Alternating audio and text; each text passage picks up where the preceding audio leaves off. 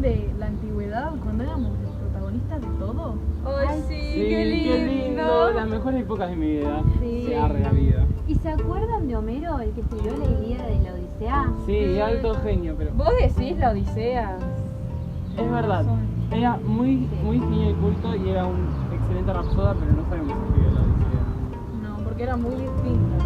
Sí, una era antropocéntrica, que marcaba mucho el uso de la razón, y la otra era teocéntrica, que era lo contrario. Esperen, pasó hace tanto tiempo que ya no me acuerdo qué contaba cada una. ¿Lo podés recordar?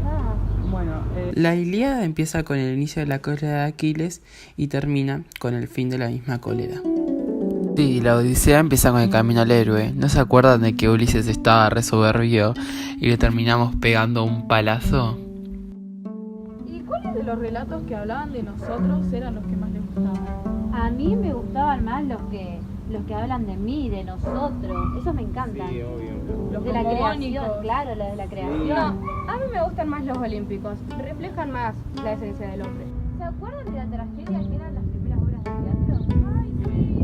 Vos podías pasar, nosotras. ¡Ay, estaban buenísimas! Sí, yo era varón y fue buena y estuvo buenísima, la verdad. ¿Y cómo terminó la antigüedad? ¿Te acordás del momento del Imperio Romano que nos empezaron a cambiar los nombres? Ay, sí, nada que ver. se llamaba Venus me Júpiter. pusieron. Minerva. Sí. Cualquier cosa, la Como verdad. el limón. Ahora esta conversación me generó duda de cómo sigue la historia. Lo voy a llamar a Dios para que me cuente. ¿Para qué necesitas? Quería que me contara sobre la Edad Media. Bueno. La primera etapa de la Edad Media fue la temprana Edad Media. Abarca desde el siglo V al IX. En esta época hubo guerras constantes, y en tiempos de guerra no se produce literatura. Por lo tanto, solo los amanuenses reescribían antiguos libros romanos para no perderlos con el desgaste. Por ello mismo, estas nuevas lenguas se dividieron en dos: las romances, que eran aquellos idiomas que incorporaron el latín, y las vernáculas, que por cuestiones del carácter de los pueblos no se mezclaron con el latín. Se generaron dos clases sociales: los campesinos que trabajaban de la tierra y los nobles que vivían de la guerra. Los primeros necesitaban protección y los segundos comida. Así surgió el contrato feudal. Los campesinos trabajaban la tierra para un señor feudal a cambio de protección y un plato de comida. Esta tensa paz dio lugar a la Alta Edad Media. En la tensa paz generada, los señores feudales no tenían guerra de la que enriquecerse. Por esto fueron hacia Tierra Santa con el objetivo de llevar la cristiandad a los infieles. Al volver, los comerciantes que los seguían trajeron infinidad de productos nuevos, modernos, tecnologías desconocidas, además de nuevos textos y conocimientos. Comienzan a reproducir los objetos y venderlos en ferias pequeñas, que poco a poco fueron haciéndose más populares y permanentes. Los campesinos se dan cuenta que no necesitan la seguridad del señor y salen del feudo para vivir en la nueva ciudad. El rey Arturo fue escrito en el momento posterior a la unión de los celtas y romanos, pero anterior a la integración con los sajones. Por eso en el texto se puede observar constantemente el sincretismo. Factores románicos. La espada se encuentra enfrente a una catedral. Factores celtas. El mago Merlín. Usadas la magia. Concepción del amor como lo inevitable y cambiante. Presencia sajona. Los sajones en este relato son los enemigos. La Divina Comedia es considerada, por el pensamiento escatológico, de la Alta Edad Media. Se basa en la Suma Teológica de Santo Tomás de Aquino y en lo literario se basa en la Eneida de Virgilio. Por su tiempo cronológico, se cree que pertenece a la Baja Edad Media y por su estética al Renacimiento. Fue escrita por Dante Alighieri en el siglo XIV. Era culto, orgulloso y egocéntrico. Dante era el protagonista en su relato y reflejaba la humanidad.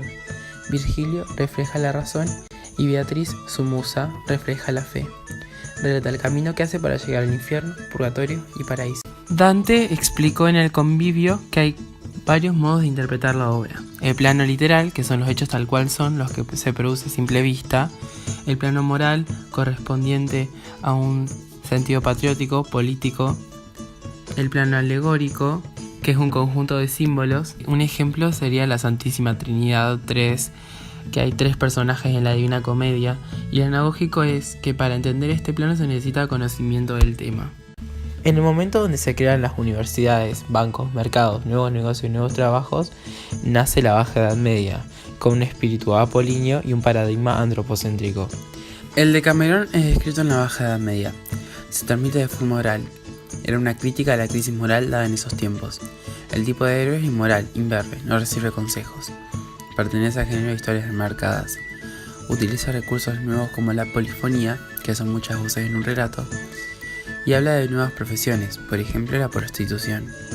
Los cuentos de Canterbury también forman parte del género de historias enmarcadas, aunque posee un lenguaje culto y una polifonía excepcional. Hay un montón de trabajos, un ejemplo es el médico y otro ejemplo es el juez, y se intenta una nueva moral que es la moral de la honra. Aunque se puede observar en el texto cómo aún así no está totalmente instaurada y algunos personajes siguen transitando la crisis moral.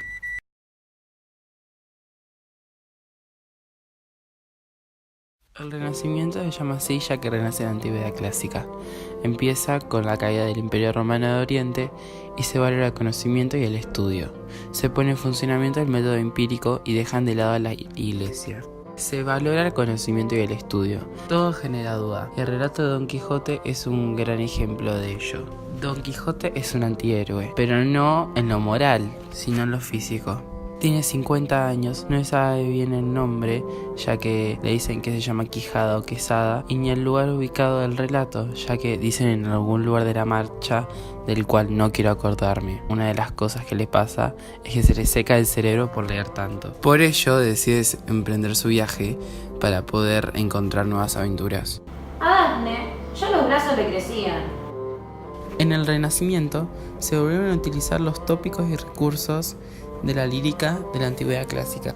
Los tópicos eran: el tempus fugit, el tiempo se escapa; carpe diem, aprovecha el día; descripto pelau, descripción de la villa; dona angelicata, una rubia, tez blanca, cuello largo; vita flumen, no sos el mismo, siempre vivís cambiando; memento mori, recordar la muerte; lucus amoenus, lugar perfecto. Y en el momento que los renacentistas pensaron que iban a vencer la muerte, les pegaron el palazo. El barroco surge en el momento en que un tercio de la población de Europa muere de viruela.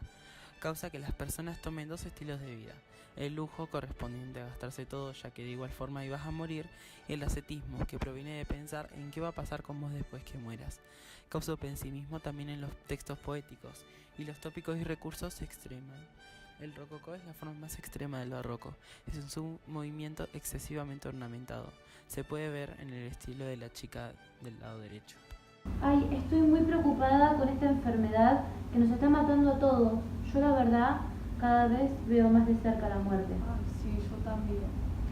Así que yo, la poca vida que me queda, me la gasto para mí en lujos. No, yo prefiero privarme de todo y después conseguir un buen lugar en otra vida. Carpe diem. Cambiando de tema, yo creo que deberías leer este poema, que es de Quevedo, que es la de un hombre con la nariz pegada. No sé si me va a gustar.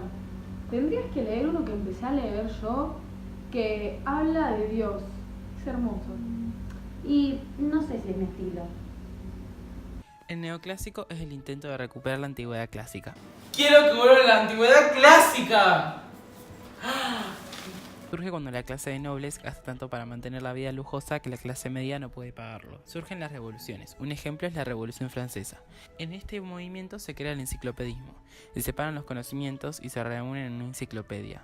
Provoca la pérdida de conocimientos integrados. La literatura de fábula es para niños o gente la cual no logra entender un ensayo.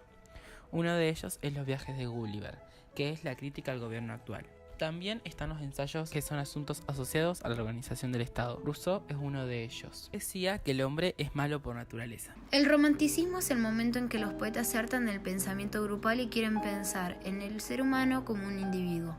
Resaltan la particularidad, defienden a criminales. Los poetas asisten a una escuela llamada Sturm and Drang, tormenta y pasión. Los poetas generalmente tenían una vida nocturna, tomaban drogas, eran excéntricos, eran, entre comillas, originales. En Las penas del joven Werther podemos notar cómo los románticos pensaban que era amor o morir.